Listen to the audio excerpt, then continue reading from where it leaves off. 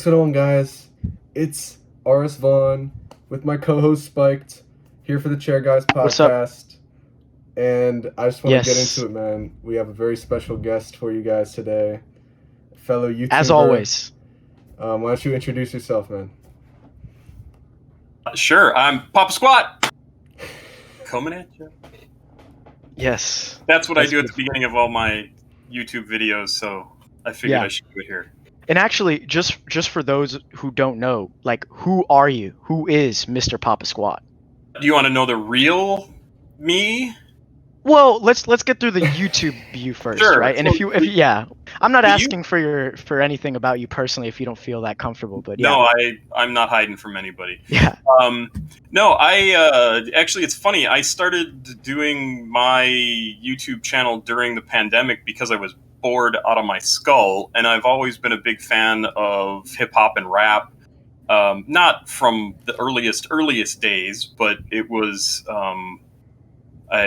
it was just always a music that sort of appealed to me, and I happened to see a couple of videos by, I don't know if it's a couple or brother, sister, cousins, something, but it was two 20-ish year old African American, a man and a woman, and they were reacting to things like Queen and whatever, the Who cares, like anything. It's just old stuff that's fantastic. So of course they loved it, and I was like, oh, that's kind of fun. Like, maybe I'll do a reaction channel of a 50-something-year-old guy listening to hip hop. Yep. And my original idea was to go back to the early days and kind of listen in order through the 80s, well, the late 70s and 80s.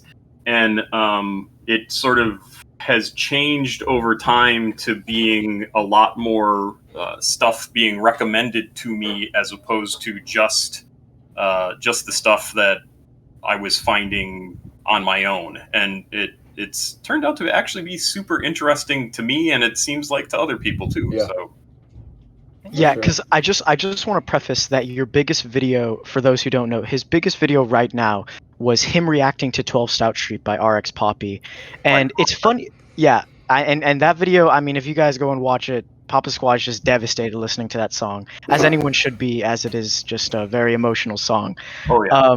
But the thing is, I first originally found Papa Squat when you were around 1.4K subs. And at the time, I remember the first video I found by you was when you listened to Blood Always Thicker by Summers.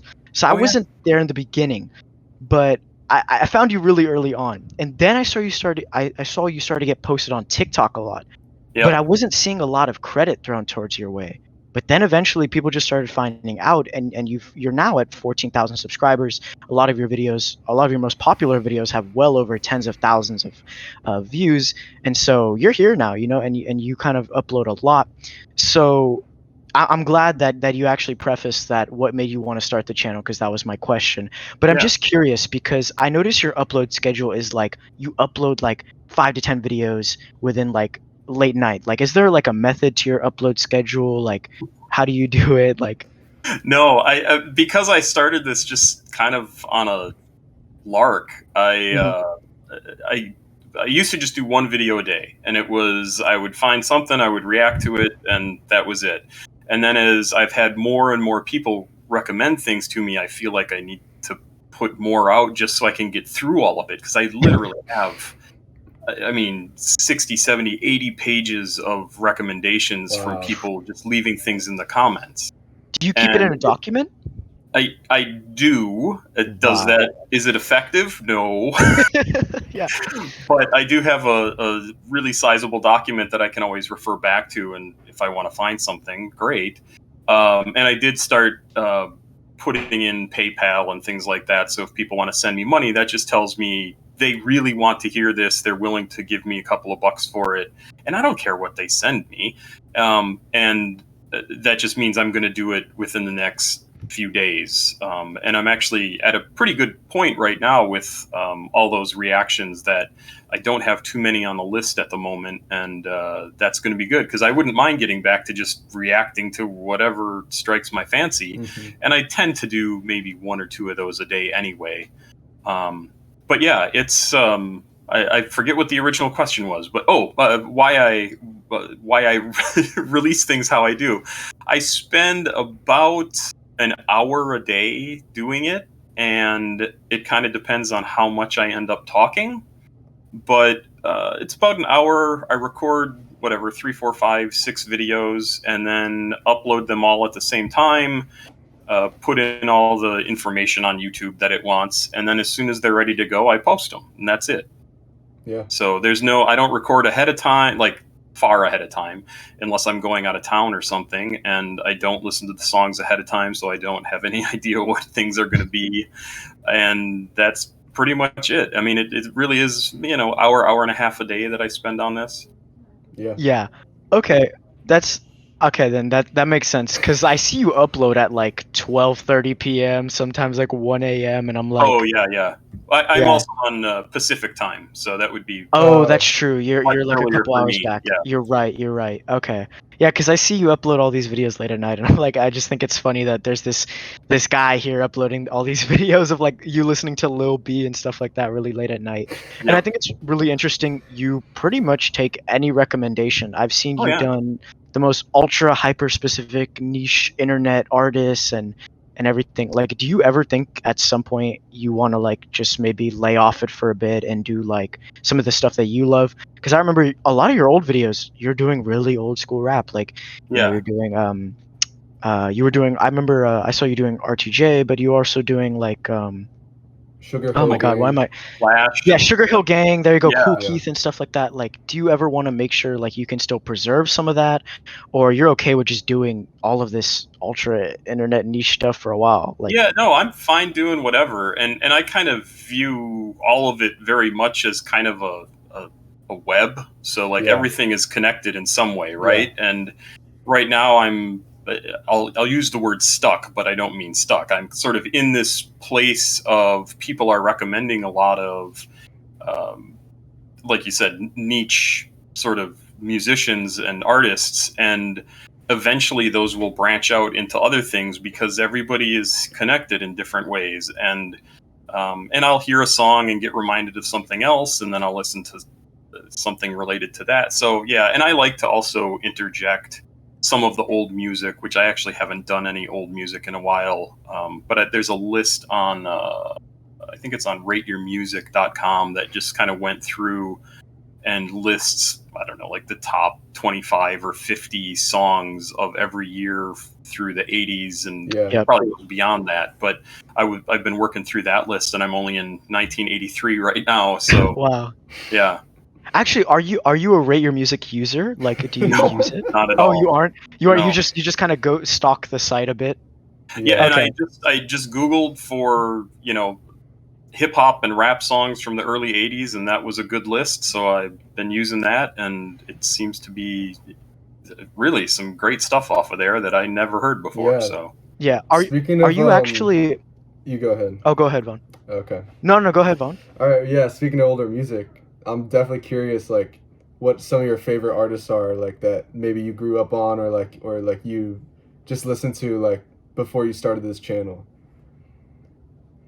So my favorite, so it's sort of weird because, like I said, I wasn't really exposed to rap and hip hop when I was younger. Like, Mhm. how old are you guys? You must be in your 20s, right? No, I'm 17. I'm 18. Oh, you're 17. Yeah. Okay. Yeah, and Vaughn is 18. Yeah. Yeah. So when I was your age, I was listening to very much what at the time was called progressive or alternative music. So Yeah. before they were the bands that they became, things like U2 and REM and In Excess, The Cure, Yeah.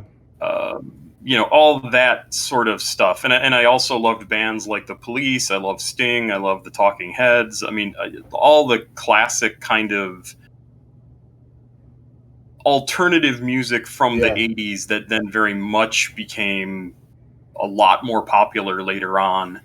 And didn't really have much of an exposure to rap and hip hop. So that was one of the reasons why I started doing this, because the stuff I heard, I liked really well, but that was all the breakthrough stuff. That was stuff like The Message or Yep. DJ Jazzy Jeff and the Fresh Prince, or, even Baby Got Back, that sort of thing. Yeah. All those songs that made it onto popular radio, but nothing else besides that. So I have a pretty standard grounding in music. I worked on a high school radio station that I absolutely loved, and it cool. was very much a progressive alternative college radio is what they referred to it at the time. Just everything that the college kids were into is what we played. So pretty broad base. I really got into electronic music, love it a lot. Same. We're both huge electronic fans. Yeah, love. I'm not a big dancer, but I love EDM and dance music in general. We were talking about Daft Punk earlier. I love those guys. Dubstep I thought was super cool and interesting. I love listening to mashups and anything. I really enjoy music generally. That's awesome, man. Okay. Yeah, I actually want to feed that into my next question, because when I watch your videos, when I first found them, you would say the most, like, I couldn't even think about the things that you were saying, because you articulate yourself so well, and you would notice things in songs off first bat that it was like, I haven't even picked that up. So do you work in a field of music, or like, obviously no, you don't. No, you have so you just your love of music has just carried you throughout the years to help you gain such an attentive ear. Yeah, I've always been. I pay attention to music particularly, and a lot of the reason for that, I think, is because what I went to school for actually was English and creative writing, and so it's very natural for me to think about what people are writing and performing in a literary sense. And generally artists don't put things on paper unless it means something to them. And I fully admit, when I kind of go off on one of my tangents, it's just the stuff that I'm thinking. Like, I obviously don't know what the writer of that track or the performer of that track has gone through or what they've experienced, but I make up a story about it in my head about, like, oh, okay, I can see like how these things are connected and why somebody might need to write about this. And I am a strong believer in getting that stuff out of your body, right? Like, it's so often that people have problems with things, and if they would just express it in any way, it makes it real in some way. It's like telling somebody you love them for the first time, right? Like, suddenly it's real. It's a thing that exists between you and somebody else. And before then, it's unspoken, and it's not real. It doesn't exist. And so when you put it out into the world, then it's a thing, and people can tell you about it, and they can interact with it, and they can listen to it, and they can give you feedback on it. And that's just kind of how I view music. That's beautiful. Yeah, man. No, that's a beautiful outlook. That's one of my favorite things about your channel and other channels like yours, where like it's someone reacting to this music who maybe wasn't the target audience of like someone like Summers or like Blade, and then you get a whole entirely different perspective on it, and it's really cool. Yeah, I really appreciate that. And believe me, it's a lot of the music, and especially the stuff from like Summers and Blade, and I mean even Yabujin and things like that. Yeah. Yes, it's very different than the sort of music that I've always listened to and enjoyed. And part of me goes, "Oh my God, like this is so weird, and I don't get it." And then another part of me is like, "Oh, okay, I see how this connects to all of this stuff that's happened in the past," but then they're adding in these different layers of their experience, right?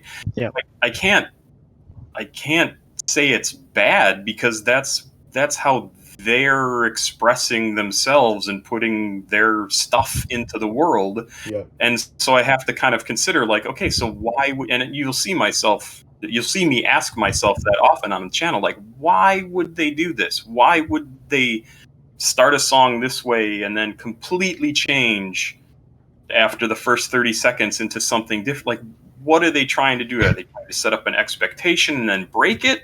Are they trying to tell us what they think the world is like and then telling us what their experience is like? Like, what is the purpose of how they're presenting their music and their art in general. Yeah, Yeah. and I actually want to touch on your outlook on music, because I think part of the allure of your channel so much, and the reason why I found it and I became an instant fan, is that when I see you, I mean, not to be rude or anything, but you are an older man, you're an older I'm white done. man, you know what I'm saying? Yeah, exactly. There's such an allure to the fact of seeing you react to these rappers who, like Vaughn said, you are not the target audience. Yeah. So when I see you loving it, I'm just like on your sideline. I'm like, let's go. Like Yeah. I'm so happy to see you enjoying it. And it seems like you always find a positive attitude towards the music you listen to. I don't think I've seen a singular reaction where you're almost negative towards the video, or you're like, this, I don't like this, or you begin to, as you know, the youngins would say, trash on it. Like, is there ever a reaction that you had where it was just so negative that you just decided not to upload it? Oh no, never. Okay. That's No. You cool. upload everything no matter what. Oh yeah, absolutely. Okay. Absolutely. I did have somebody send me a track that I kind of had a weird feeling about, and I listened to a little bit of it, and I was like, oh, they're trying to pull one over on me, and so I just didn't react to it at all. Yeah. And I don't even mind that. Like, if somebody did that and sent me some just garbage, them and their friends like howling into a microphone, I would probably say, okay, very funny. But I don't want to waste anybody's time doing that, and it's just goofy. And your But- own time too. Yeah. Right. And typically I really don't listen to much of a song. I set the volume level to make sure it's going to record, usually at a decent rate or a decent level. But other than that, that takes 5 seconds to make sure that it's not peaking my the recording software, and just that's basically it. And in terms of always looking for something positive or not trashing, that's not what I want to do. I like music, and I want to find music that I enjoy. And man, I have downloaded so much music that I listen to constantly, just from my channel and the recommendations people have sent in, that it's like anybody who would see me listening to this music in the car as I'm driving around would be like, are you serious, man? Yeah. It does not fit. I am not the target market, and yet I still can appreciate it because I love the experimentation of things, and that was I wouldn't have put it that way when I was younger, but that's why I really enjoyed bands like Devo and the Talking Heads, and I mean anybody who did anything that was weird and different. Art of Noise is one that I constantly refer to, and at the time I liked them pretty well, but now I listen to them and I just think, holy crap, these guys were literally 30 years ahead of the time, and it's incredible stuff. Yeah, no, that's good, because I feel like a lot of what YouTube gravitates towards is someone giving this angry reaction or saying this is garbage, and being so over the top. But here you are kind of going against that and just being like, this is awesome, 2 thumbs up, and you're articulating it, and it makes for such an interesting watch a lot of the times with the newer stuff. So I'm really glad through that. And I think Vaughn had a question about these new artists that you found. Yeah. Well, I'm curious if any of them have gone on to become like one of your favorite artists, or like you listen to a lot, like just. Oh man. Who's some of your favorite artists that you've discovered through the channel? Probably the album that I have listened to the most off of the channel is Rich Brian's The Sailor. Oh wow. Oh. Interesting. Cool. I was a big Rich Brian fan, yeah.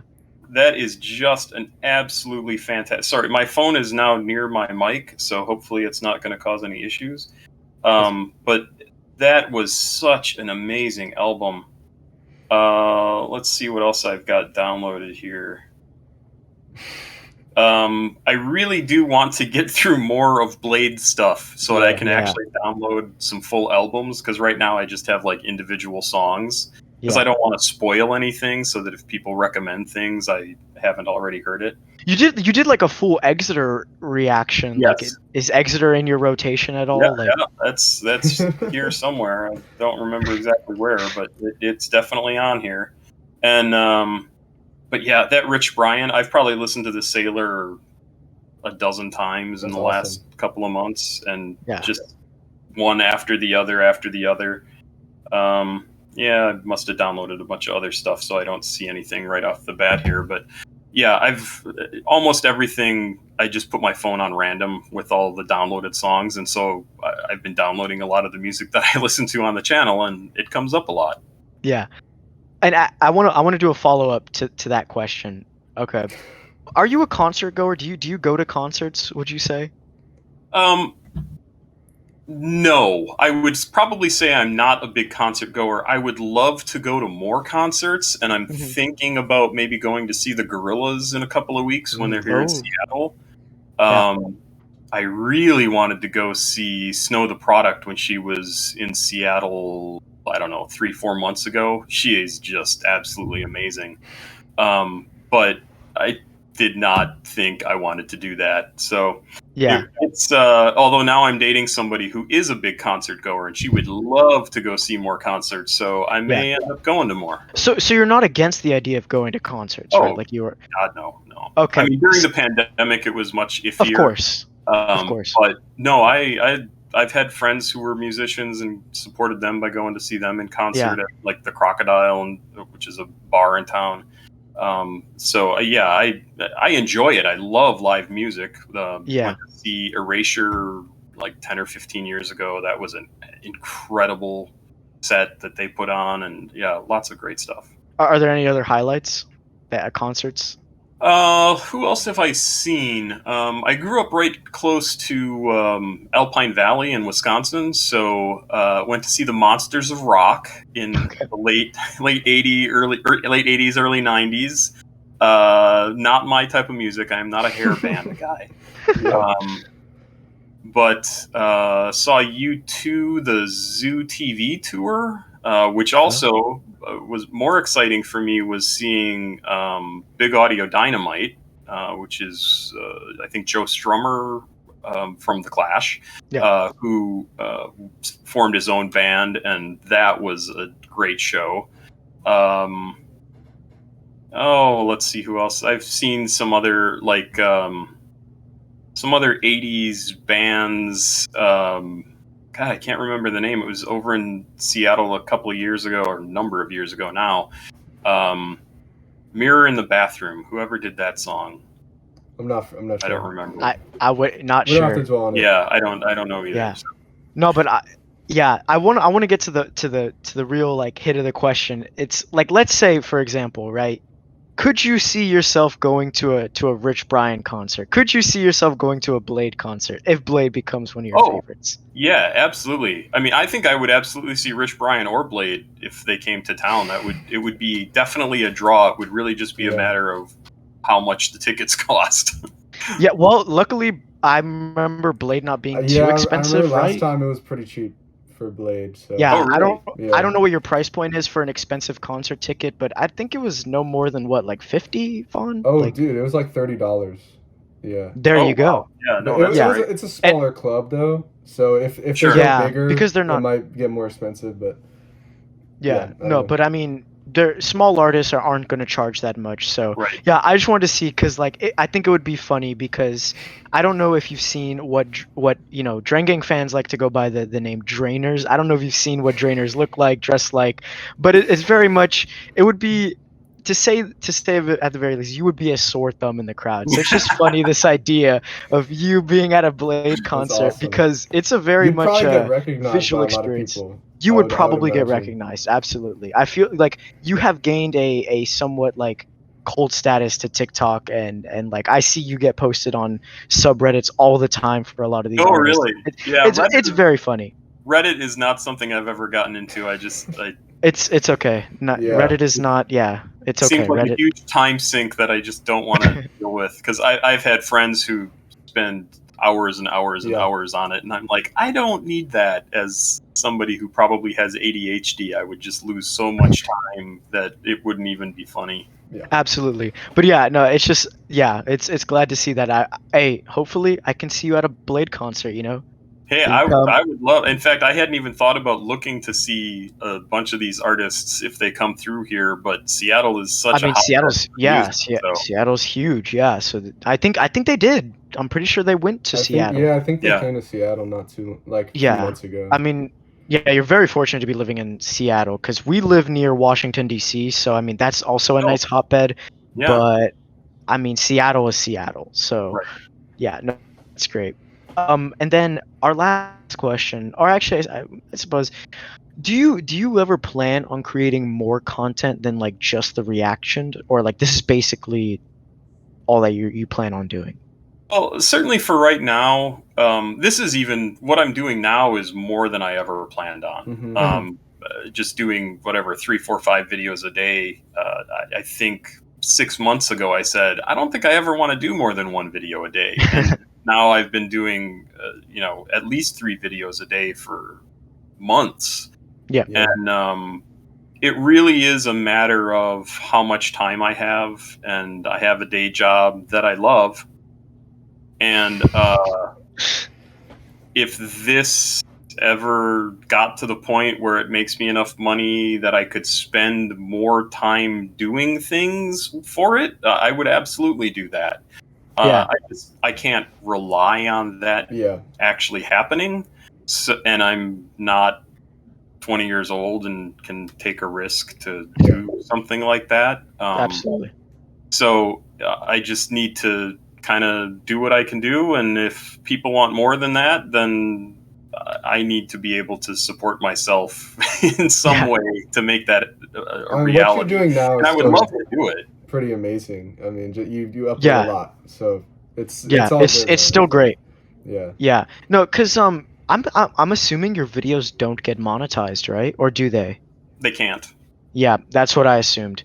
So I feel like if you were to break away and do something different, then maybe you could stabilize yourself. So then I understand why you have the PayPal and Cash App. Yeah. So yeah, but I mean, you do like do different things. Like sometimes you'll do a full album reaction, which is really fun. I really love watching your album reactions because I feel like in a grander sense, an album presentation is a lot better. But okay, and then I want to. Oh, hold on. I have one more question that I think the fans need to know. What's your cat's name? Peanut. Peanut. Yes. And there's some peanuts in the background. There you go. Yeah, and there are peanuts in the background. That's because I feed the squirrels and the crows and the Stellar's jays that are in the backyard. Mm-hmm. I live in a crappy little apartment, and I like to feed the squirrels because they're very cute. And so I get a big bag of peanuts every week and throw peanuts outside every morning for them, and now they walk right up to the door and wait for me to show up in the morning and throw stuff out. Yeah, it's just fun. That's awesome. Yeah. Okay, I just wanted to know because your cat will walk across the screen several times. He was here earlier. Yep, he was just here earlier. Yep, it's great. But guys, I think it's time to talk about some albums. Ooh. And we had a kind of quiet week coming off of our last week where it was extremely front-loaded. Last week, a lot of albums dropped. But we want to talk about, we always want to make sure we're staying fresh with the content. So this week, we got, it wasn't a surprise drop really, but it was a drop that I guess wasn't on my radar, maybe not on yours, Vaughn. It was on my radar. It was on my radar. It was on your radar? Yeah. It wasn't really on mine. Okay. And that is Pi'erre Bourne's Good Movie. All right. Good Movie by Pi'erre Bourne. Remember the album title. Come on. I unfortunately I did because actually Vaughn, I want to let you open it up because I feel like you have. I'm very curious as to what you have to say about this album. Yeah. So Good Movie by Pi'erre Bourne. I loved his last album. It was one of my favorite albums of last year, if not my favorite. Life of Pi'erre 5. Which one? T-Lot 5 or okay? Life of Pi'erre 5. Because TM88, the TM88 project dropped last year as well. That was the one we covered. That was a good one, yeah. But like that was a really good one. There's still some songs that is one of the most talented people, in my opinion, of like the past few years in hip hop, as far as at least producing.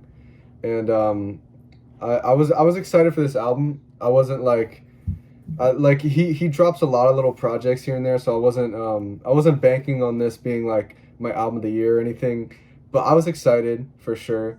And it actually surprised me because like I have high expectations for Pierre, but this even exceeded my expectations because we have here a project that I've never really heard before. Like this sound that he's doing is such a mix of what he's been doing with the hypnotic production, and he's bringing more of like an R&B feel to the vocals, and he has this theme of like love. I mean, lyrically, it's not anything like groundbreaking for sure. It's a bit repetitive in that sense, but I feel like the sounds he gets into, as far as like he has like some dance beats, like almost like some two-step beats, and like some weird like vocal clips, and just like it's just such a wonderfully flowing album that just like it definitely feels more like a movie than his previous projects, and I guess the title is fitting in that sense.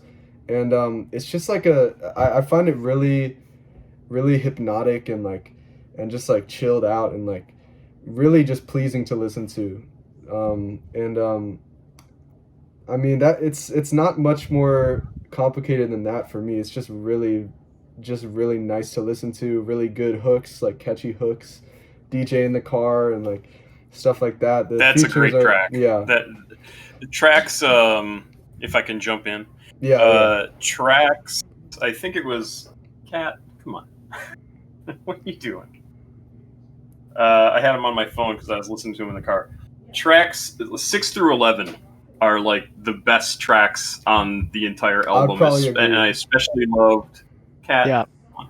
I especially loved Hop in My Car, or Hop in My Bed, Yeah. and DJ in the Car Yeah. are both great. But like all of those songs in that section of the album, I could listen to over and over and over. Yeah, and to me, this is a very, very cohesive album, very consistent for me. I've seen some mixed reviews, especially compared to Pierre's previous albums, and I get it. It's a really long album. It's 70 minutes. It's repetitive. Yeah, and 20, 23, 24 songs. It's a lot of 23 songs, songs. yeah. 23 Yeah. songs. I get it. But to me, it's so like enveloping, and yeah, I just get immersed in this album once I put it on, and honestly, Yeah, I thought it was. I'm loving it even more every time I listen to it. I'm kind of addicted. Yeah, to I thought it was interesting. You said in your intro to this that. So two things. I am missing any sort of context for Pi'erre Bourne because I've never heard his stuff before. Okay. You but may I have thought it heard was some interesting. songs. He's produced a lot of songs like for like Playboy Mhm. Carti and like a lot of mainstream rappers in the past few years. Right. Yep. But He's regarded as one of the like biggest producers in current hip hop. He's very influential, I feel like, to a lot of producers. So he's very well respected. But he's had some kind of mixed approach when it comes to his solo work because people aren't big on his rapping skills. Like people Yeah. feel it's a little bit one note, and yeah.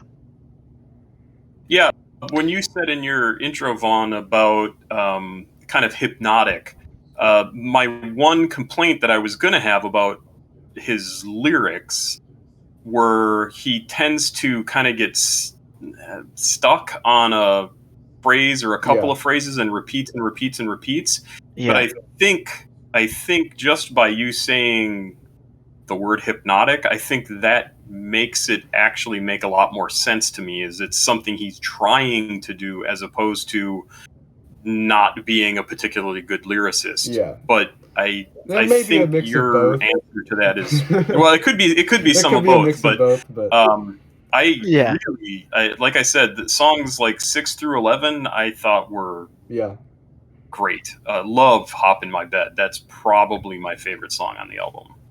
Yeah. Yeah. I just want to step in because I feel like I'm going to be a little bit of the sore thumb here. So on my first listen, I'm already going to preface Pi'erre Bourne has never been one of my favorite rappers. He is definitely, I would say, one of my favorite producers. But as far as his rapping goes, it has always been kind of, it just has never hit the mark for me because he wasn't ever doing anything too unique with his flow or his delivery at times. Maybe more so his voice, which helped, but I was always wanting something more of that wow factor. kind of like I said last week in the JID review. And so when I came to this album, we have some really, really interesting production. And I mean very interesting. I mean, some of these vocal effects on some of these songs, like I think I want to say X Factor, I want to say something later on down the line where we have these vocal chops being included in the beat and it's being like pitched up. I was like taken aback from it. Multiple songs too, like you'll hear an effect like Flowing that, through multiple that songs. was like the main effect of one song, and then you hear it again like 3 songs later and it's like all reverbed out.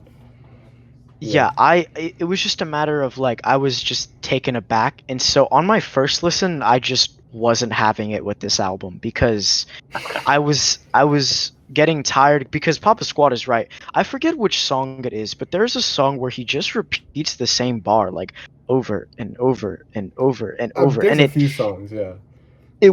There's a few songs. It wasn't hypnotic for me like Vaughn, for instance.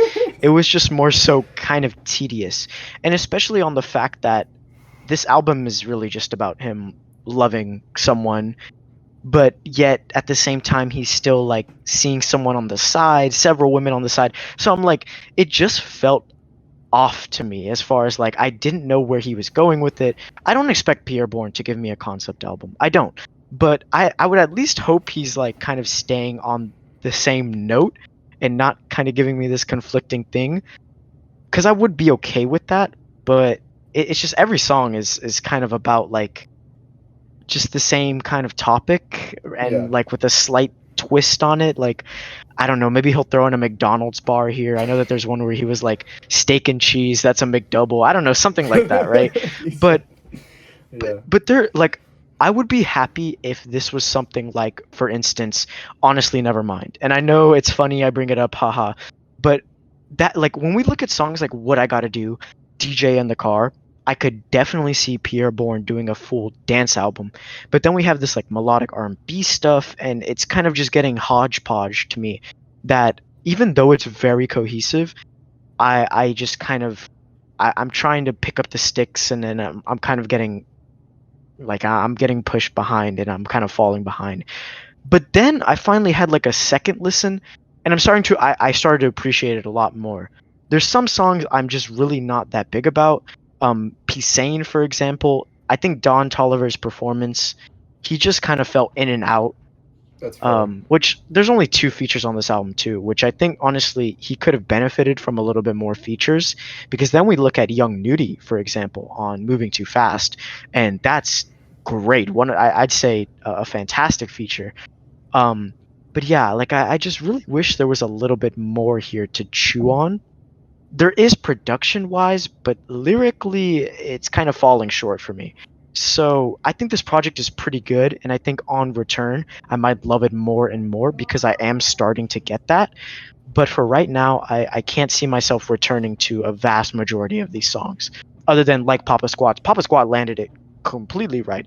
Tracks 6 through 11 are definitely some of the best content on here, just because he starts to speed it up a little bit, because the first couple of songs are almost a little bit of a drag because they're very slow, and I mean very slow. So yeah, that's kind of my thing about it. I don't despise this project. I don't think it's bad whatsoever. I'm just kind of needing to kind of catch up, you know. Yeah, I was also surprised to see so I'm working off of Apple Music here, the tracks that have stars next to them. Yeah. Kind of do surprise me. They have the first 4 songs, and then Love Drill, which is probably of the songs between 6 through 11 is it's the start of the good stuff that I would say, but I don't think it's the best by far. No. And then the one you said, I was saying it's sane, like the P is silent, but I don't know. I thought that was okay. In fact, listening to it just in the car this afternoon, I was like, okay, this is actually a little bit better than I thought it was. I can't remember it right now because it's a whole album of songs, but I think also what you're talking about with regards to, I feel like listening to albums now is almost a thing that doesn't happen very often. People find the songs they like, and then they just listen to those. Yeah, I feel like for a majority of them, like I feel like people who don't have the largest appreciation for music, who wouldn't say I'm a music fan, more so just I enjoy listening to music. I Mhm. would say so. I talk to a lot of my friends, and they're like, yeah, I just kind of find songs that I like and put it in a Yep. playlist and then move on. But it's Yep. never like, oh, I really love this album. Right. It's more so like that. So you're definitely right about that. Yeah. Yeah. And I think that's been true for, oh God, probably 20 years now. Yeah. Yeah. Really, since the abs since the advent of like Napster back Yeah. Yeah, for like sure. however many years ago that was, when people were sharing music with each other and you could just pick exactly what you wanted, and it went from being you had to own a physical medium to have your music on to being able to just pick out specific tracks that you wanted to have, and that was all you needed. So Yeah. it's interesting. It's definitely a change in the way music is made too, and even the way music is released. Yeah. No, no, because I mean, you're totally right. With the advent of streaming, since music is so easy to just go and get, it's Yeah, not like, oh, if I'm gonna go to the record store and buy a CD or an LP, I better like everything here. Like, yeah, so no one's gonna Yeah, sit through the that's entirety of it. my dad talks about That's that a lot. Like he like going to the record store and having to buy this album and not having not necessarily being able to buy another album for like a week or two, and so yep, you're stuck with that for a little while. And yeah, bring it back to this album. It's something I appreciate, even though I get that this album might be a little too long, and it's a little it's kind of all over the place in some yeah, ways, but like I appreciate Pi'erre Bourne because he is definitely like an album guy. Like his albums have yeah, the transitions between tracks, like you have the little like minute long transitional songs and skits and mhm, stuff. And that's something I really appreciate, and I think that ups the cohesiveness and like the hypnotizing factor of this album a lot, because if we were if there was like some silence between songs, and if we were just like if you like cut out some, like it might not flow the same way for me. So I really appreciate that about Pierre. yeah. No, I agree. And honestly, I'm happy to see Pierre step into. I just want to say as a side note, because he does approach a lot of new sounds on this album, that I think is very cool, because it shows that he's still willing to step out of his comfort zone Yeah, stylistically. Like on the song Rounds, we see him practically do like a plug song. Like that is like pure plug, I'd say, the production wise. yeah, So that's cool to see. I'm liking that he's doing that, but it's just, yeah, Vaughn is kind of right. The length does kind of wear on me for mhm. a bit, and I feel like if I were to listen to some of the, I could definitely listen to some of these songs outside of the album's context, and I do appreciate he makes it for an enjoyable listen. But for 23 songs with skits that aren't really exactly skits, I'd say, like the Kingdom Hall skit isn't really a I don't know skit. why It's it's just called like a a, skit. It's like an yeah, I don't know like why. I don't know Yeah, why it's not labeled interlude, but but like I don't really care. yeah. But it's But kind of like I silly. feel like a lot of these like intro to love, like stuff like that, like that's cool that he's creating for a cool album listen, but it's just it does kind of wear on me after a while. So yeah. That's Yeah, and I fair. think one of the things you said before is since he's more of a producer than a recording artist on his own or Yeah, rapper or things like that. It's funny because you really do have to take into account like how, in this case, he approaches music, and he probably very much approaches music from the production side Yeah. because that's what he spends most of his time doing. And I mean, even looking at it that way, if I went back to listen to the whole thing again now, I would even have a better idea of sort of how to listen to it as yeah, opposed to just taking it in as like, oh, this is a song by somebody who records music. Yeah. And it's just sort of an interesting thing. Like every time you learn something new about a performer, it changes what their message is like or how you interpret their message because you understand more about their approach that's to it. totally So true. Yeah, like I Yeah. said, I'll go listen to this again and I'll go, oh yeah, okay, I see. Like maybe lyricism and rapping are not his strongest suits, and I'm not saying they're weak. I'm just saying maybe they're not what he's best at. Yeah. Yeah. And the part that I really need to be concentrating on is the production and how he's playing with what he knows, what he's experimenting with, and that sort of thing. So, and it just makes the music that much more interesting to me. Yeah, Yeah. because I've seen him go on social media several times, and he wants to be regarded as like more so a rapper producer than a producer rapper. You know, he wants the rapper to be in front of producer, I would say. And so he's like working on it, and so that's why I don't really rag on him for maybe not that being his strong suit, because I mean, being a rapper and being a producer are two completely different things. Oh, You know, absolutely. and yeah, and you very rarely see a great rapper producer. That's all the more surprising when you see a great rapper producer. But And this album even isn't even someone, even for as example, much rap. Like there's yeah, like he's doing a lot exactly. more singing and kind of like Yeah. I would say just like towards the hooks and end it's a stuff. little bit more rap sided, Yeah. but yeah, definitely in the beginning it's a lot more, yeah, sing-songy.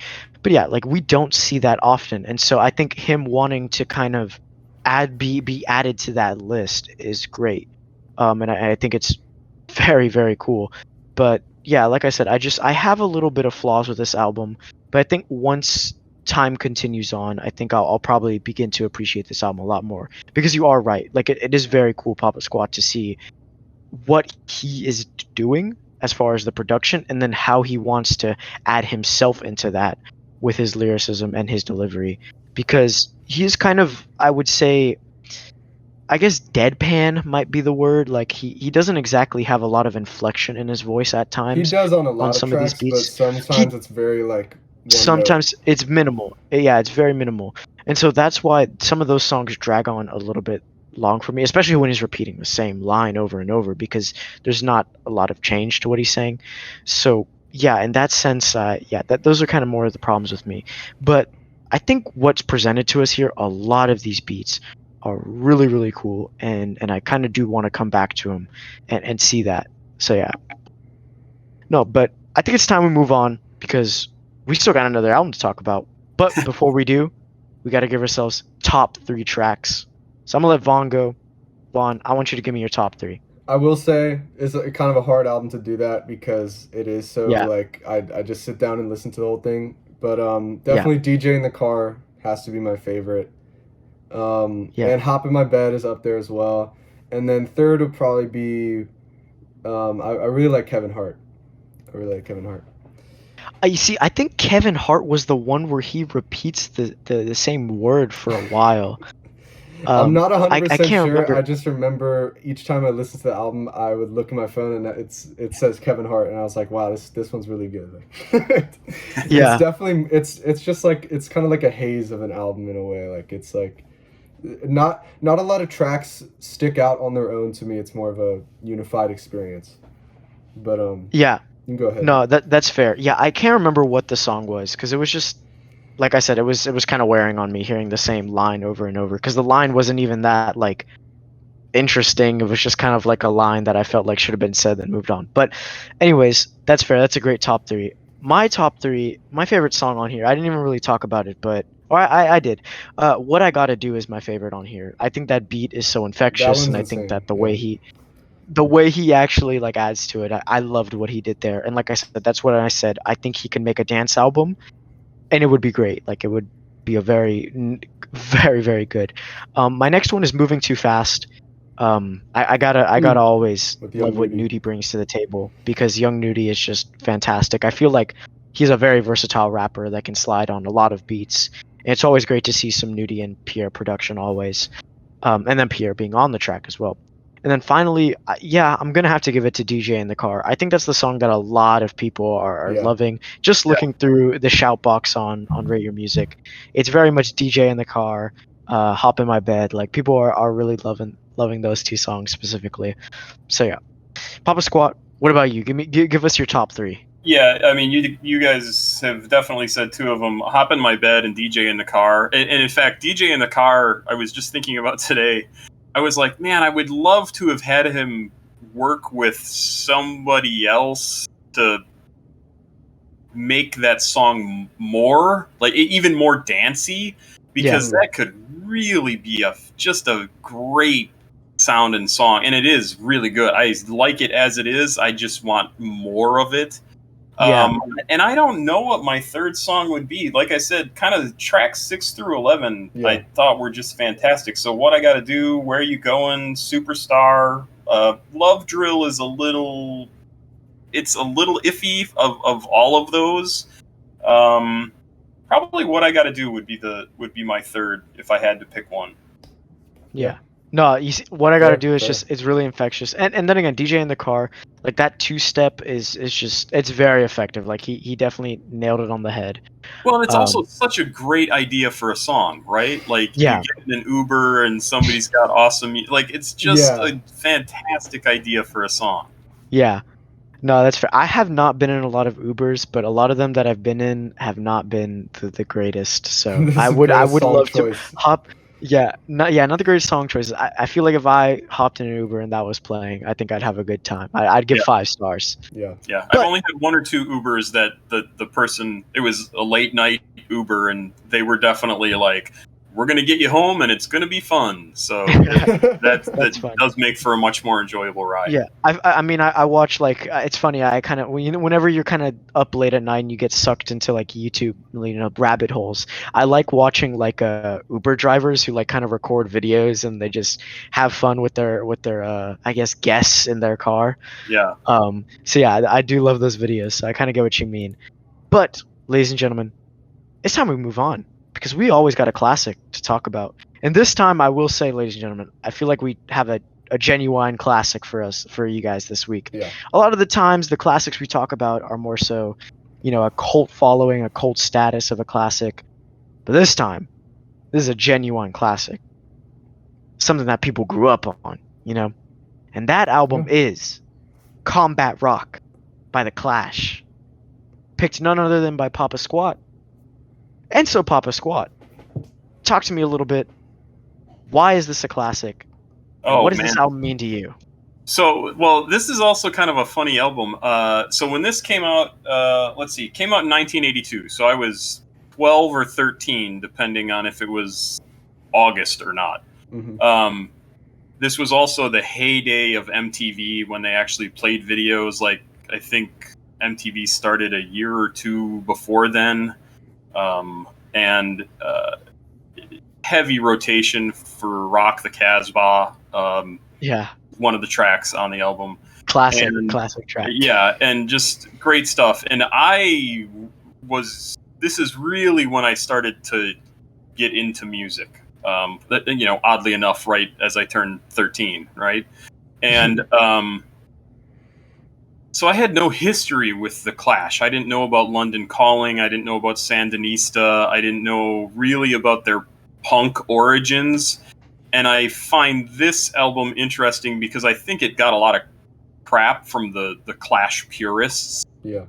Because it was a huge crossover album. Like it went punk, rock, and strangely funk. Yeah. A couple funk tracks. What is it? Hypnotized by Funk or something like that is Yep. one of the songs. Overpowered by funk. Overpowered by Funk. And There's and some even like reggae at one influence, point. oh yeah. there's some reggae. Well, reggae and punk were very hand in hand for a long time, especially coming out of the UK. But this album for me, I just loved the entire thing all the way through. I mean, so of course now I can't think of the name.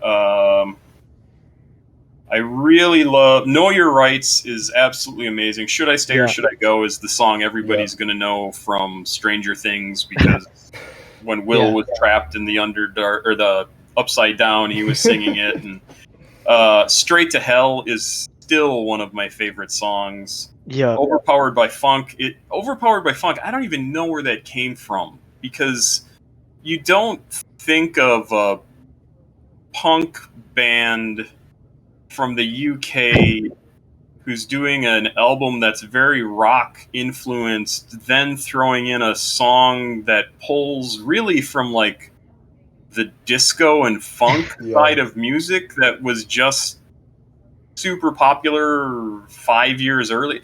Like, what are you doing? And yet it's a really good song because they put their spin on it. Straight to Hell, which is a little bit jarring. Right. It's a little bit jarring. Yeah. It's a really strange thing. And then Ghetto Defendant is just crazy good. Boy, Death is a Star, I listened to again just the other day, and I was like, wow, this is a really good song, and why do I just not remember it? But yeah, the whole album just has such, I mean, talk about experimental production and just musicality of it. Like, they were trying tons of different stuff, and it was generally pretty successful, even though it wasn't the Clash from the London Calling, which is what a lot of the Clash fans just want to have over and over and over again. Yeah, because I was surprised you picked this, for instance, over, like you said, London Calling, because that album is held in so much of a higher regard than this. And so when you had originally recommended this album, I was almost at kind of a standstill, because I'm going to preface. I grew up on hip hop music and electronic, and my mother would sometimes play, like, you know, your INXS, your kind of like Billy Joel, like that kind of like 80s music. She played a lot of Madonna and stuff. But she would never play like punk music or alternative rock or anything like that. So I always had, I guess I just, because I wasn't accustomed to it, I always ended up having like an aversion towards this kind of music, or my mother would overplay it to death, so I'd start to get tired of it. Oh yeah. So something like rock music was something I was never big on. So when you had originally recommended this, I was like, oh no, I don't want to end up, you know, hating on this album, and Papa Squad is like, you know, this is like one of his favorite albums ever or anything. But when I finally listened to it and I saw how much there is to offer, I was kind of like taken aback, and I was like, this album is crazy.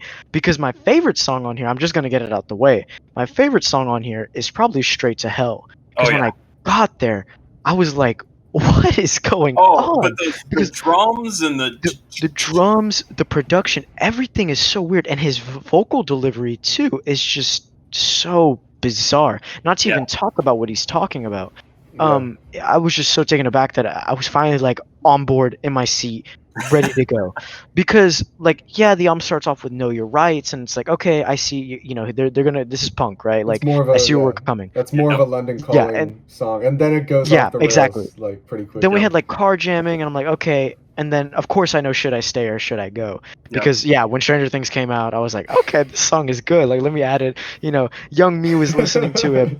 Rock the Casbah. Everyone knows. I feel like everyone should know Rock the Casbah. That's a huge song. I didn't know that. You can't know it's so overplayed. I didn't know that song. Really? Yeah, I honestly didn't know Rock. I knew Should I Stay or Should I Go?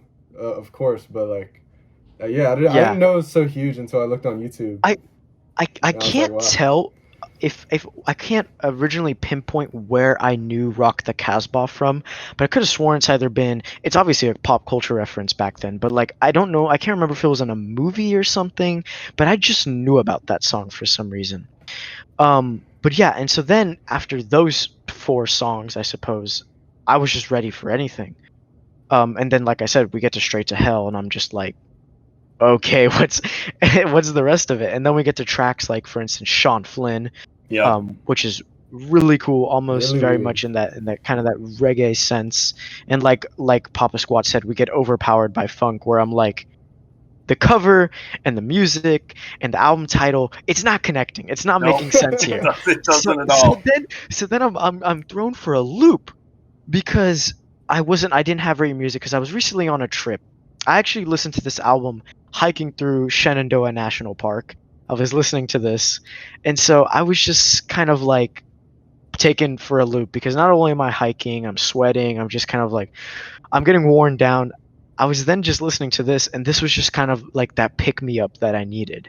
And so I was very like surprised to have enjoyed what I found here. Like, I'm kind of loving this album, I have to admit. I'm looking at my rating here on Rate Your Music, and I guess I don't know what I was on. Like I said, I was very much a very angry kid at how much my mother overplayed some of this stuff. My grandfather is a huge Clash fan too, and I rated this album very low. But now that I've come back to it, and I've been starting to kind of open up to kind of the stuff I used to turn away from, I'm like so glad that I'm reaching that now, because this album is just it's so fun. Like, I can't help but have fun, and I don't know how you can't get the Rock the Casbah hook like stuck in your head. Yeah. Like I've been singing it all day, and Yeah. other stuff too, like Straight to Hell, for instance, which is a weird one to quote, but it's just still really fun track. But yeah, Vaughn, I want to know what you think because you've been a little quiet over there. I mean, I was in a similar boat in the sense that I wasn't like the hugest Clash fan. I'd heard London Calling a Yeah. few times. Like it's just one of Yeah. those albums that you start getting into music and you look up the best albums of all time, and it's on there, and it's like.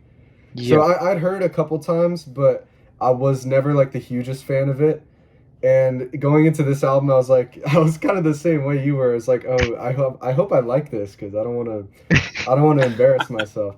But Yeah. it instantly, Know Your Rights is one of those songs where it's unfortunate that it's aged so well, like the lyrics, but it's Yeah. really Yeah, really it good could have been written instrumentally. today. Yeah, Yeah. yeah. I mean, It's it is really not good. surprising. And one of the things that I love so much about this album are the lyrics and how like Straight to Hell and like Get It Offended dip into that like political like socially aware side that I Yep. guess it might have been on London Calling, but I don't remember it. I didn't really notice it, I guess, but instrumentally and like just the amount of different genres they dip into here is definitely like my favorite part because you have a punk song and then like a pop rock song and then like Yeah. funk and then like reggae and then whatever Sean Flynn is, like you just have weird stuff like and it's so engaging and fun and unpredictable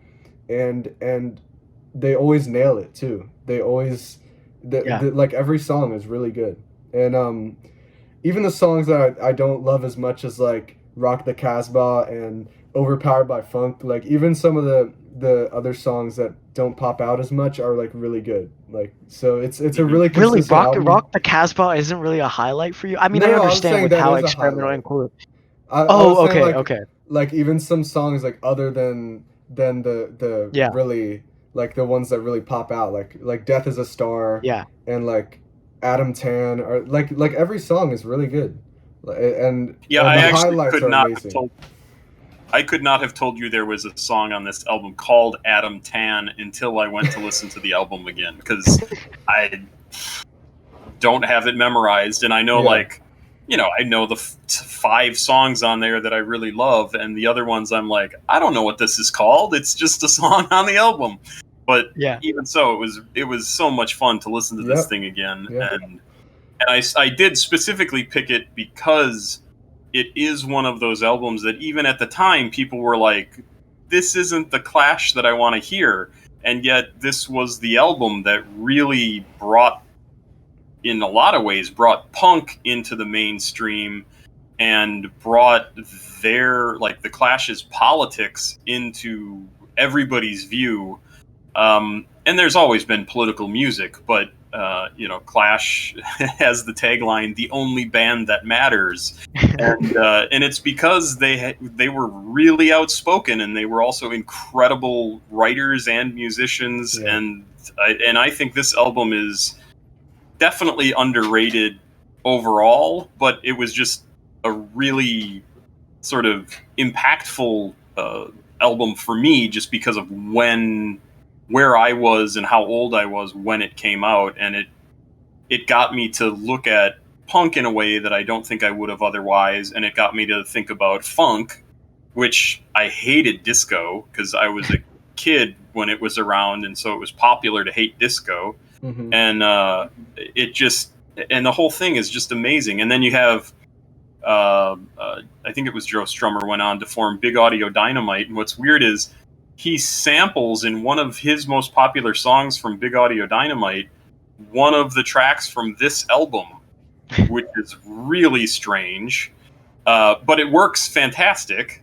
And the whole thing I just love. And the beginning to Should I Stay or Should I Go with that drink, the first time I heard that, I was like, oh god, this is good. Yeah. Yeah, Love because that like it song. feels like they're getting ready. Yeah, the way it starts up is so good, and then when it finally like kind of gets into everything, like when it gets really fast, I love that Double too. Time. But yeah, double time, Yeah, no, but I will say I have been kind of warming up to like I prefaced. I've been warming up to this kind of music, um, but and especially I wanted to just say like British vocalists, like recently I kind of finally got the Smiths.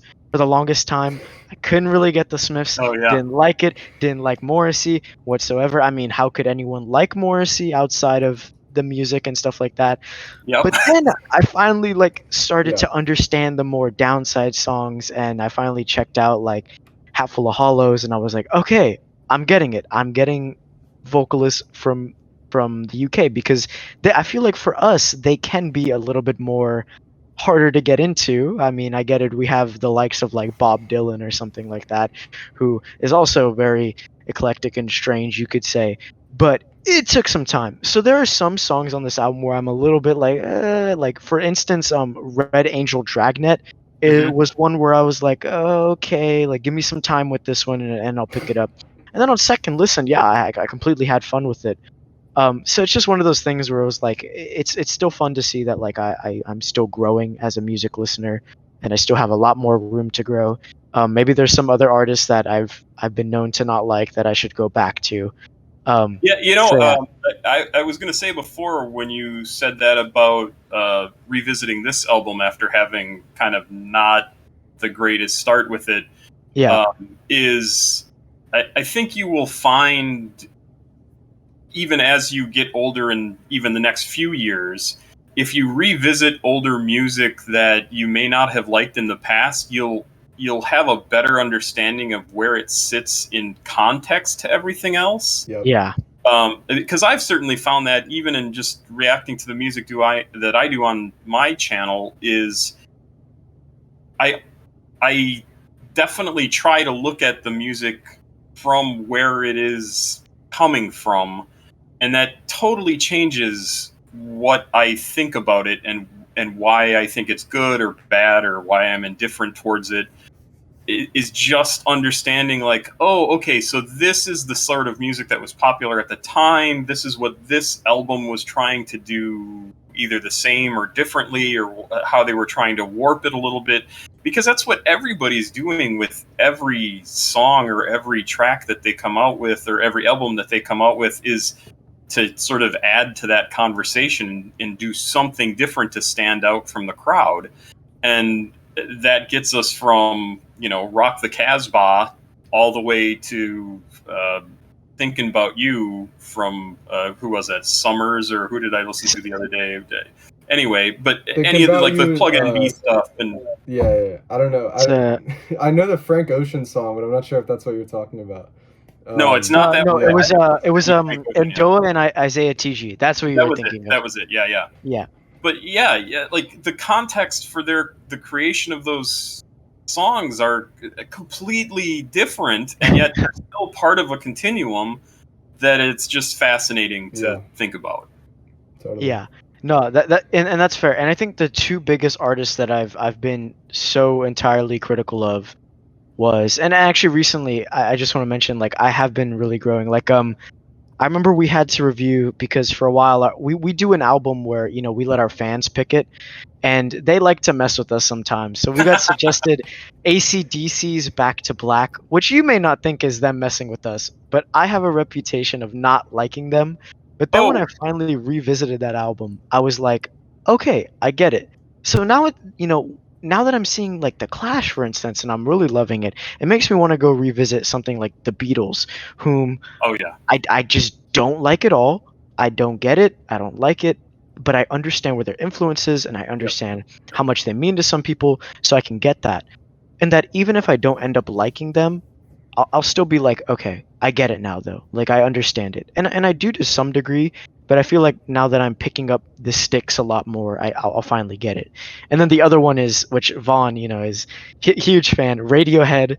For me, it's just, They're not I even that feel like old, but I mean, the come on. the mindset of a Radiohead fan is one that I can't step into just Okay, yet, bro. but maybe soon.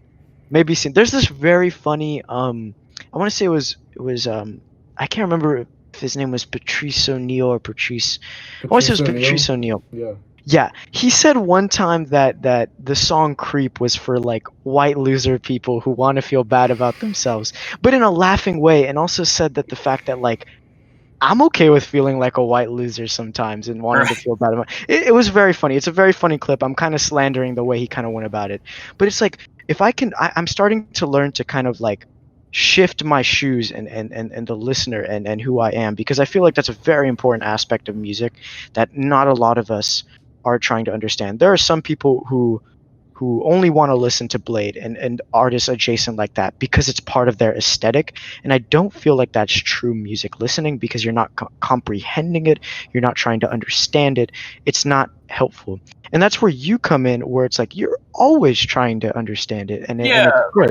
I think, but I went through that same thing. I think Yeah. Yeah, especially when you're kind of newish to music and you yeah, finally find someone that you just like, it just speaks to you for yeah, whatever, with the sound of it, the lyrics, the feel of it, whatever it is, you obsess over it and you yeah, listen over and over and over, and then they become your favorite musician.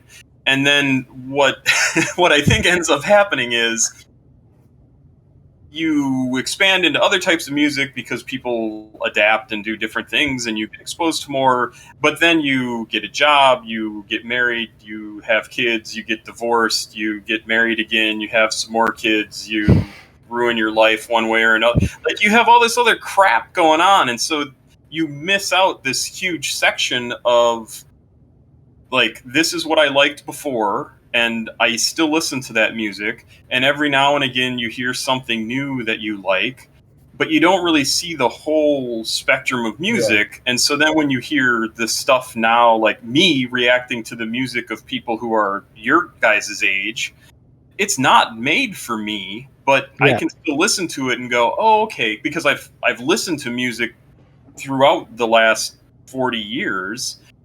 I see how it all interconnects, and then you go, "Oh, okay, I see how this all fits. Like, I get it. And it yeah, may not be the music of my youth, but it's the music of the people who are younger today, and this is what's speaking to them." And so it makes me very curious. Why does this speak to them? And I've talked about it on a lot of videos of how, I mean, in some ways, how disjointed and how difficult to connect with a lot of the music is. And I think yeah, that's super significant socially, because that's what our artists are telling you. This is what the world is like. And it's just, again, it's just fascinating to me. And so I just absolutely get into it and I love it. And it's super Yeah. interesting. And of course, yeah. this is My the perspective of three people who are on YouTube talking about music. So Right. like, yeah, there's nothing wrong with people that just like put on Spotify and, Yeah. and shuffle tracks and like, yeah, like obviously listen to music how you want.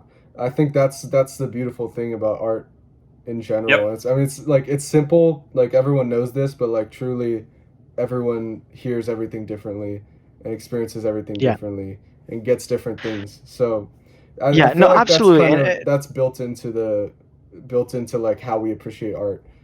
Is yeah, like and people I'm that not don't, trying yeah. to put like certain types of music listeners to shame. I'm just talking about those who like Vaughn, those who purely Yeah, I listen to know. one There artist, are some people that are overrate like overrate them. Yeah, on Twitter that are who like very hateful. yeah, like And they don't they just care. listen to like They, Drain Gang for like 24/7, yeah, but like, it's just blind hate, and you'll see them say like X rapper is the best of all time Right. when you I feel can't like say that. that's Like less of a problem it's with like how they listen to music and more like their how mentality they in general. yeah, how their mentality is. Yeah, and that's what more Just I was people trying to being say. hateful and not Yeah, being open to older music and stuff yeah. like that. Yeah, So and, I and don't and know. you're saying it way better than I could. Yeah, that's what I was trying to say. It was just more that I'm kind of getting out of that era, almost Right. sort of like try harding in music. And I've talked with you about this, Vaughn. This idea of like I need to go find the most obscure piece of music found in a in Yeah. a in a burning trash pile that was saved and is archived. What have you? What have not? That's what I was trying to do a couple of years ago. But now that I finally dropped that and I can just kind of like embrace everything, like it's been such a fun time and it allows me to open up a lot more. Yeah. Like I Yeah. find music from wherever and then I start to enjoy it, just kind of like Papa Squat. And so that's why I've been able to kind of like that's why I love watching your videos, because it allows I feel like I am understanding how to view music in a completely different way. Because here you are listening to these songs where you probably don't don't know like half of the slang that may be being used in them. I don't. You have to have like a dictionary next to you, like Urban Dictionary. There's just some words that will stump you. Like, has there actually been any words that you were just like, what does for that sure. mean? Oh yeah, tons. Yeah. People just like in the last couple of months, I didn't know what lean was. Oh, really? No clue. Didn't know racks. No clue. Trying to there's all sorts of stuff, and like anything that has to do with drugs or slang terms for money or guns or like clueless. I'm sure there's stuff that flies over my head too. I mean, it's just to be fair, I feel like you kind of have to be like the rapper to know what it means, or you have to be involved. Some artists are so like most of their lyrics are complete slang, and like probably very few percentage of their listeners actually know what they're talking about either. Like there's some that are like super hyper focused in that way. Somebody had a reference to M's lately, and I was like, what are millions? Like come on. No, that it's just like, I mean, I feel like you have to be in the know, or like I said, be involved in drug use or stuff because like I said, there will be bars that I don't even know what it means. Like when Young Nudie was referring to green beans, I didn't know what that was. I still don't to some degree. Like only one can assume. You can just go, it's one genius search away. But it was just a matter of like there are some words I gotta pick up on. And I feel like rappers for you, like for instance, yeet must be a whole other kind of thing for you, considering they're making up their own language and their own talk, and it's kind of but I love that sort of stuff. And you know, it's funny, you were talking about like going back and listening to the old music and people who kind of get stuck on a particular artist or say this person is the best, and yet if you listen to the artists they're talking about normally, or just rap and hip-hop artists in general, these are all people who love music, and they sample things that are complete like lost songs in a lot of cases, that they heard it and they go, that I can turn that into something.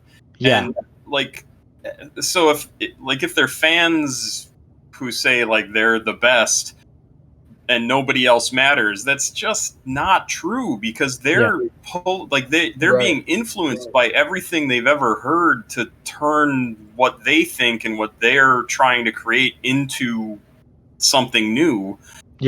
I mean, look at Kanye, who personally I never super got into. I'm kind of changing my opinion about him a little bit, but he went back and sampled people that you would never think of sampling, and he just manipulated the tracks a little bit to make it what he wanted it to be. And to say that those old songs don't matter, no, that's what all the new music is coming from, and it's just, again, it's just incredible, and it's so fascinating. I think unique to hip hop, and I feel lucky to have gotten into hip hop before like any other genre, like big time, because it's built into the foundation of hip hop to appreciate your influences and the people who came before you because of the sampling, and that's like a really beautiful thing to me. But it's present in all music. Obviously, someone got this idea from somewhere. Like it doesn't just come out of thin air.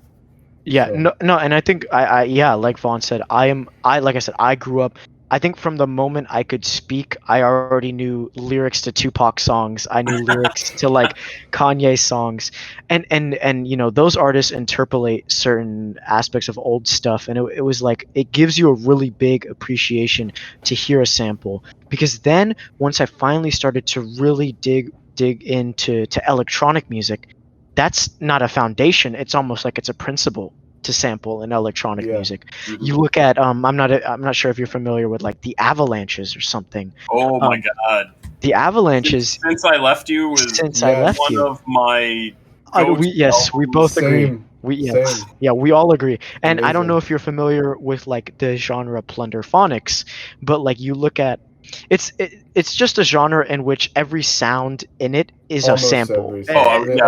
Almost. Like I don't. Since I left you, was kind of like. Have we heard of what? The Kleptones.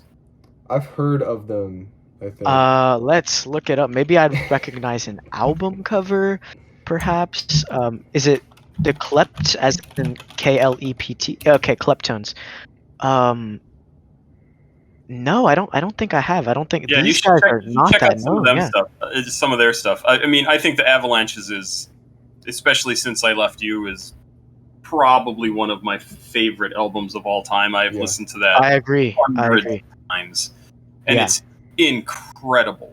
Yes. Yeah. No. Is there a certain album you'd suggest from the Kleptones? No, I couldn't even tell you. Okay. I'll have to look and see here. Yeah, we'll have I'm to kind look of I'm into kind them. of gravitating towards A Night at the Hip Opera. Yep, Just because of the that's a title. good one. It's a That's I a good like good the title. title. I like the title. No, but like do you know anything by like One O Tricks Point Never? No. You see, another great album that me and Vaughn we need to talk about sometime is Replica, which is an album that's made purely from like commercials and old And 80s and yeah, 90s TV shows. it's like old commercials, like really oddly chopped up and spliced, Yeah, and then he's just playing the synth over it, and it's like really yeah. surreal. It's a really It's beautiful album.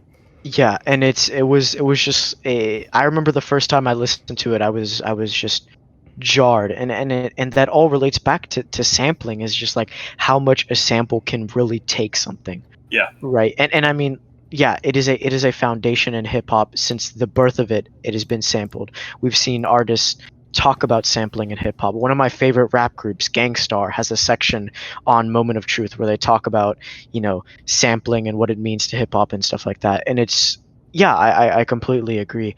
I don't even know where we got off. We were first talking about the Clash. I don't know how we We got didn't here. do our top three on Combat Rock. We never did Oh our top yes, three. yes. We should do a top We should three we on should probably Combat wrap Rock. up. It's been a long episode. Yeah, Papa Squat, would you like to give off your top three? Oh well, they're probably not surprising. "Should I Stay or Should I Go" is still one of my Yeah. favorite songs ever. Yeah. I think I'm too sick of "Rock the Casbah" to put it on there. You have a lot more years on us where we Oh, yeah. we don't hear that song a lot. Yeah. "Straight to Hell" and probably "Know Your Rights," just because it really is probably the kick off the album. This is the Clash. Yeah. We're going to talk politics, and you're going to know who we are right from word one. And Yeah. those have got to be the three. And "Straight to Hell." I love syncopation. I love drums. That whole song is just great. I can't lie. It reminded me of like obviously psychedelic, but then it reminded me of the stuff that some old like krautrock artists would do, like Noi or Can. Like I feel like that was something that I could hear them do, and I can that's hear why that I too, was yeah. so invested in it. And I'll just get out my top three out of the way. "Straight to Hell" number one. I'm so taken aback by that song. And in such a good way too, because it just kind of makes me realize that like there's still so much creativity in this field. Then I want to go with Sean Flynn, I think, because I just really love what's being done on there. And then it's a tie. I really couldn't choose which one I like more between "Should I Stay or Should I Go" and "Rock the Casbah." I mean, like I said, I don't listen to the radio a lot. I'm not listening to those stations where they're gonna play it, so it doesn't get overplayed for me. It's a pretty moderately played song. I know of it. I know how it goes. But listening to it again just put it into a whole new, just kind of light, and it's just kind of something that makes me want to wag my finger a little bit. So yeah, Vaughn, your top three. My top three is gonna be similar for sure. "Straight to Hell" is just a powerful good. song. It's It's powerful. really It's really- crazy, and yeah. especially when the drums start picking up like near the end, and it's just so.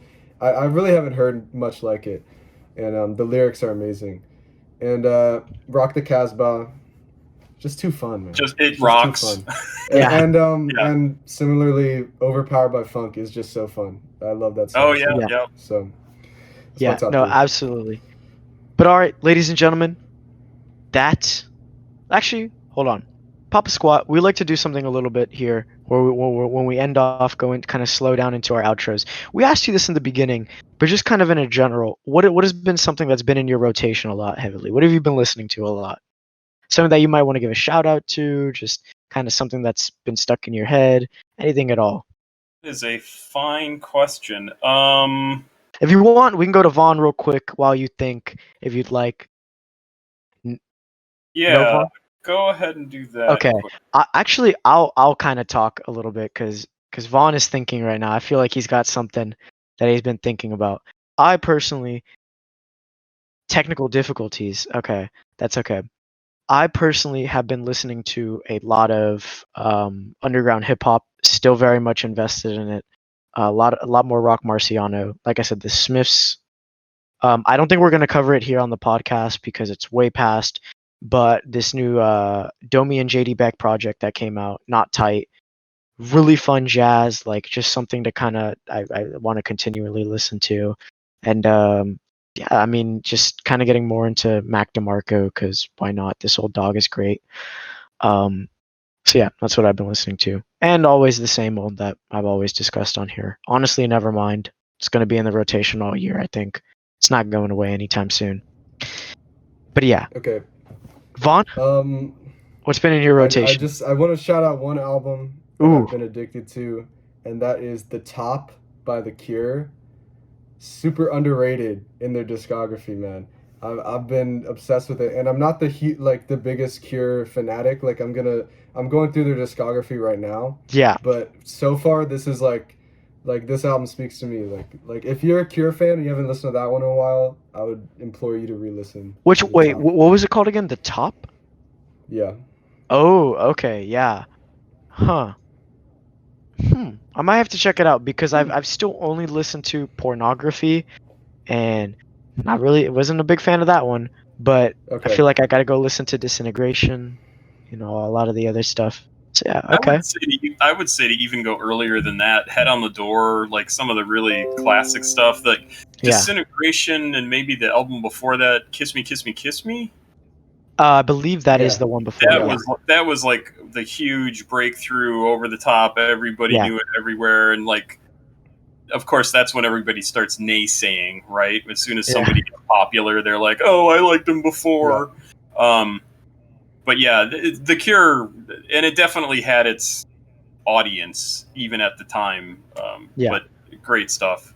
I'm kind of a weird music listener because unless it's something like I listened to Pi'erre Bourne probably 3 or 4 times this week. I listened to The Clash probably the same number of times. But normally what I do is just I don't listen to music when I'm working. I just, hello, thank you. I just I've been talking for too long, so he needs attention. I just put my phone on random, but bands that I like in general that I would listen to over and over. XTC is by far one of my favorite groups ever. Yeah. Sunreal. Do you guys know Sunreal? He's a I'm not rapper familiar. out of Vancouver. No. Yeah. Oh, I really enjoy his stuff, and especially the I forget what the name of the album was. I just had it here. I love his stuff. It's much more kind of friendly kind of rap, but he does amazing stuff. Sunreal. Let me see. Yeah. Is it spelled sun as an SUN or SON? No, SON. SON. Okay. Let me see. Sunreal. I don't know. You're putting us on here. I'll have to tap in. Yeah. Yeah, I might have to as well. Yeah.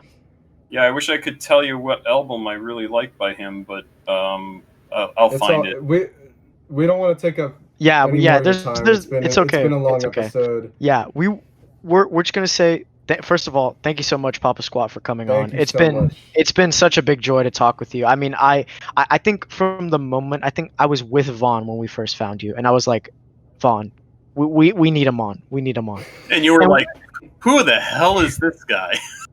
Yeah, Vaughn was like, yeah. I was like, who the no.